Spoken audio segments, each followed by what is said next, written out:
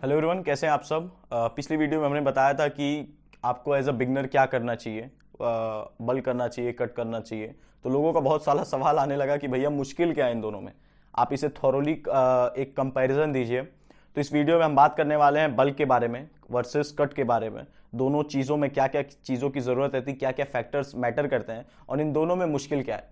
तो मुश्किल हम एंड पे डिसाइड करेंगे। पहले हम डिसाइड करेंगे इन दोनों में डिफरेंसेस क्या हैं और कैटेगराइज करेंगे, जो कि होगा आपका कॉस्ट, सबसे पहली चीज़ आपकी डाइट और आपका वर्कआउट शेड्यूल क्या होगा।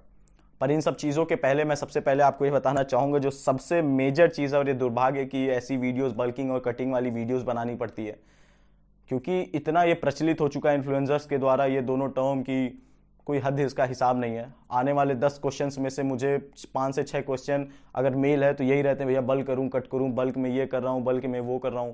ये चीज़ें हैं, इसको सबसे पहले दुर्भाग्य से कहूँगा मैं, क्योंकि ये सब टर्म बॉडी बिल्डिंग्स के हैं और मेरे और आपके जैसे लोग 100 में से एक लोग कोई स्टेज पे compete कर रहा होगा। तो बल्किंग और कटिंग हम लोगों के लिए नहीं है, फर्स्ट ऑफ ऑल ये चीज़ मोटा मोटा अगर देखें तो। पर स्टिल अगर आप हमसे पूछ रहे हो तो मेरा काम है आपको इसके लिए बताना, इसके लिए आपको जागरूक करना, जो भी नॉलेज है, जो भी एक्सपीरियंस है मेरा।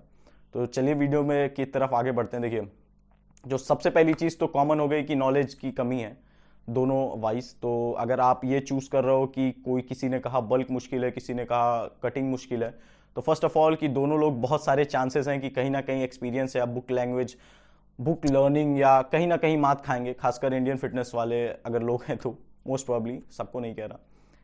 तो इन रियल अगर देखें तो सबसे पहली चीज़ आपकी कॉस्ट आ जाएगी। देखिए बल्किंग में क्या रहता है, बल्किंग में आपकी कैलोरीज काइंड ऑफ थोड़ी ऊपर रहती है, आपके रिक्वायरमेंट से ऊपर रहती है। और वहाँ पे प्रोटीन की अमीनोज कौन, देखिए प्रोटीन के भी कई सारे पुर्जे हैं, 20 हिस्से हैं, जिसमें 9 एसेंशियल्स हैं, 11 नॉन एसेंशियल हैं, मतलब जो शरीर बनाती है, जो नहीं बनाती है। तो इसमें भी अलग अलग वैरायटी है कि कौन सा अच्छा होता है, कौन सा चलो काम चलाऊ है, कोई कोई कुछ ऐसा होता है जो मिलता ही मिलता है।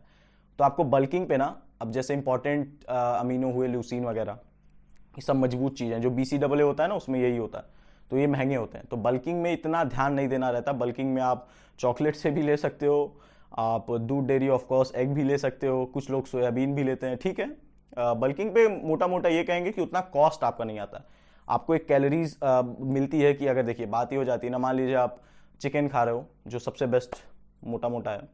अब 100 ग्राम चिकन में अगर 25 ग्राम प्रोटीन लेना है, मैं बायोअवेलेबिलिटी की बात नहीं करूंगा, मोटा मोटा 25 ग्राम अगर आपको लेना है, तो चिकन से आप 250-300 कैलोरीज में ले सकते हो। तो जब आप रेस्ट्रिक्टेड नहीं रहोगे ना, तो आपको वे की ज़रूरत नहीं है कि 110 कैलोरीज में ही आपको इतना अमाउंट प्रोटीन आपको मिलेगा।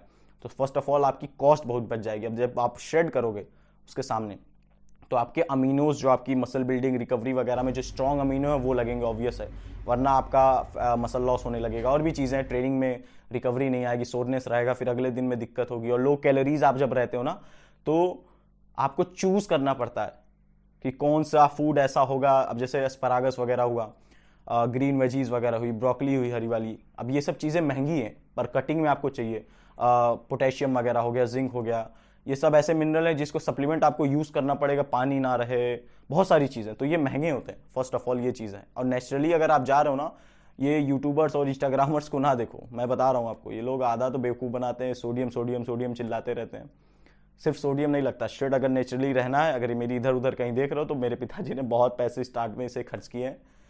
अब थोड़ा बहुत मैं पा जाता हूँ तो मैं खर्च कर रहा हूँ, मैं बता रहा हूँ, तो मुश्किल है फर्स्ट ऑफ ऑल। तो अगर आप ये हमसे पूछो कि 10% के नीचे आना है, तो नेचुरली अगर जाओगे तो शेडिंग बहुत महंगी पड़ेगी कंपेरेटिवली।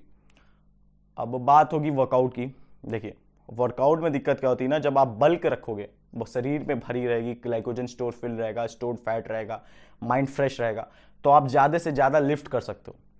और आपका बल्क में एम ही यही रहता है कि आप ज़्यादा से ज़्यादा लिफ्ट करो। वैसे शेड में भी यही रहता है, पर बॉडी आपको सपोर्ट देती है। यहाँ पे आपके जो फैट स्टोर्ड हैं, आपको रिस्क इंजरी चांसेस बहुत कम कर देते हैं, स्ट्रेस लेवल कम रहते हैं, और मतलब वर्कआउट करने में आपके पास ताकत रहती है, मोटिवेशन रहता है कि नहीं नहीं मुझे कर लेना है। जबकि शेड में क्या हो जाता है ना, कि देखिए अच्छे लोग क्या है कि कार्ब रोटेट करते हैं, एक टर्म है कार्ब साइकिल। और कार्ब साइकिल करने के बाद भी दिक्कत क्या होता है ना, बिना कार्ब्स की बॉडी क्या है कि बहुत फ्लैट होने लगती है, कोई पंप वंप नहीं दिखता है। वैसे ही नेचुरल हो तो बहुत ज़्यादा मसल होगा नहीं, और उसमें भी पंप ना दिखे, ना वेस्कुलरिटी दिखे, तो वर्कआउट एक तो स्ट्रेंथ नहीं मिलेगी आपको, जो शरीर में कार्ब्स ना रहने पे होगा ही होगा, तो उस हिसाब से वेट नहीं उठता है। अब जब वेट कोई इंसान जो बल्क पे 200 किलो की डेडलिफ्ट ले रहा था वो लगे 120 130 पे स्ट्रगल करने, तो आप समझ सकते हो साइकोलॉजिकली क्या चीज़ें उस पर गुजरेंगी। और ज़्यादा टाइम तक वर्कआउट करो तो स्ट्रेस बढ़ेगा, कॉर्टिसोल आने लगेगा, और जो टेस्टोस्टेरोन वगैरह से खिलवाड़ करेगा, मेटाबॉलिज्म चली जाएगी, बहुत सारी चीज़ें इनडायरेक्ट होने लगती है। तो वर्कआउट करना, खासकर जब आप कट पे हो और अराउंड 10 से 12 बॉडी फैट पे अगर नेचुरली अगर आ गए हो तो बहुत मुश्किल हो जाएगा। और बल्क पे आराम से घंटों वर्कआउट करो, बॉडी भी सपोर्ट करेगी, उतना स्ट्रेस भी बिल्ड नहीं होगा, और अच्छा ही है बल्किंग में। जबकि आपको श्रेड पे ज़्यादा ध्यान देना पड़ेगा अपनी ट्रेनिंग पे, क्योंकि जब आप कट डाउन करोगे ना तो आपको ये ध्यान रखना ही रखना है कि आखिर मसल रुकेगी क्यों। मसल आपको एक वेरिफिकेशन मांगती है कि अगर मुझे आपके कंधे पे मसल चाहिए तो क्यों रुकूं मैं, मुझे रीज़न दो। और उसको रीज़न आपको ये देना पड़ेगा कि मैं उतनी मेहनत कर रहा हूँ कि हमें इतने अमाउंट शोल्डर और डेल्स की मसल हमको चाहिए, वरना ये वेट ही नहीं उठेगा।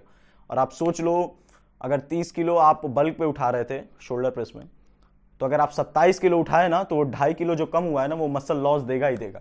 आज नहीं तो थोड़े टाइम बाद देगा, कितनी भी आप न्यूट्रिएंट रख लो, कुछ भी कर लो। तो बॉडी हमेशा प्रोग्रेसिव ओवरलोड पे और आपके प्रिवेंशन ऑफ मसल लॉस पे ही काम करेगी जब आप कट आउट कर रहे हो, लीन हो रहे हो, शेड हो रहे हो, जो भी बोल लो। अब बात करेंगे डाइट पे। देखिए, डाइट बल्किंग में बहुत आसान हो जाती है, बहुत ही आसान हो जाती है। आप चाहो ओट्स ना लो, आप फाइबर ना काउंट करो, आप उतने अमीनोज बताया मैंने, ये सब चीज़ें ना ध्यान दो। घर देखिए बल्किंग में क्या है ना, मैं तो आपसे कहूँगा अगर जनरल फिटनेस रखनी है, बल्किंग हल्का बाइसेप्स वाइसेप्स दिखाना है, तो घर के खाने में बस थोड़ा बहुत डिफरेंसेस ला दो। जैसे थोड़ा बहुत एग रख लो, 5-6 अंडे हो गए, थोड़ा सा 100-200 ग्राम पनीर हो गया, थोड़ी सी सब्जियां हो गई अच्छी, 1-2 जूस, जैसे जूस नहीं फ्रूट ही डायरेक्ट लो वरना फाइबर कट हो जाता है, बहुत सारी चीज़ें हैं। बल्क थोड़ा आसान पड़ता है। डाइटिंग एज कम्पेयर क्या हो जाती है, आप शुगर ले नहीं सकते, जो कि सबसे बड़ा इशू है। मेरा खुद का है, पता नहीं कैसे कंट्रोल करता हूँ, पर सबसे बड़ा इशू पूरे वर्ल्ड वाइड यही है कि शुगर, टीथ और शुगर को कंट्रोल करना ऑलमोस्ट इम्पॉसिबल है, ऑलमोस्ट। दूसरी चीज़ हो गई कि आपको बहुत सादा और काइंड ऑफ बॉयल के आसपास का खाना खाना पड़ता है। जितने लोग फ्लेक्सिबल डाइटिंग बताते हैं ना, बेवकूफ़ बना रहे हैं, मैं आपको बता रहा हूँ, most of them are on steroids. So आप अपने आप को उनसे कंपेयर ना करो, आप उनके जैसे नहीं दिख रहे हो, कुछ तो डिफरेंस होगा, वर्क एथिक्स कुछ तो डिफरेंस होगा। कैसे हो रहा है भैया, आप भी 5 से 6 साल से वर्क कर रहे हो, और मुझे लगता है कि बहुत सारे इंडियन एथलीट होंगे, मैं भी ट्रेन कर रहा हूँ, अच्छी जेनेटिक्स मेरी भी है, वो सब बॉडी के सेपरेशंस वगैरह से पता चलती है, उनसे ज़्यादा ध्यान देता हूँ, उनसे ज़्यादा मेहनत करता हूँ, किसी दिन इस पर वीडियो बनाऊंगा। पर उनके बाइसेप साइज 22 है, मेरा 15-16 क्यों है?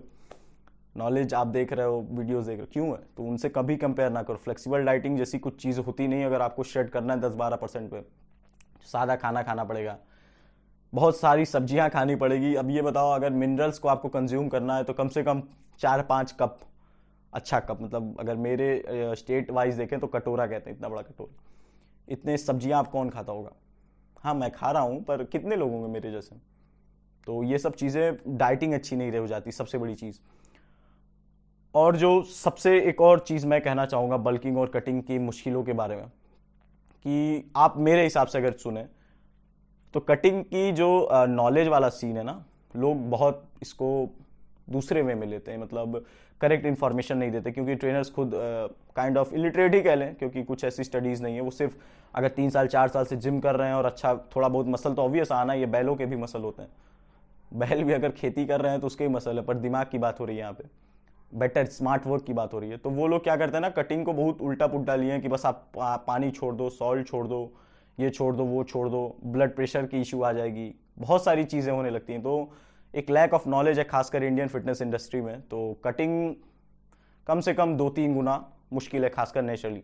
आपको 10 से 12% आना है एक जगह पे, और एक जगह पे आपको 2 इंच बाइसेप्स बढ़ाना है बल करके, तो बाइसेप्स वाला बहुत आराम से हो जाएगा, मैं बता रहा हूँ। तो मेरे हिसाब से आपको एक मेंटेनेंस में रहना चाहिए, और ज़बरदस्ती किसी को देखी देखा पुश नहीं करना चाहिए, इधर बल्क पे या इधर आपको शेड पे या कट पे।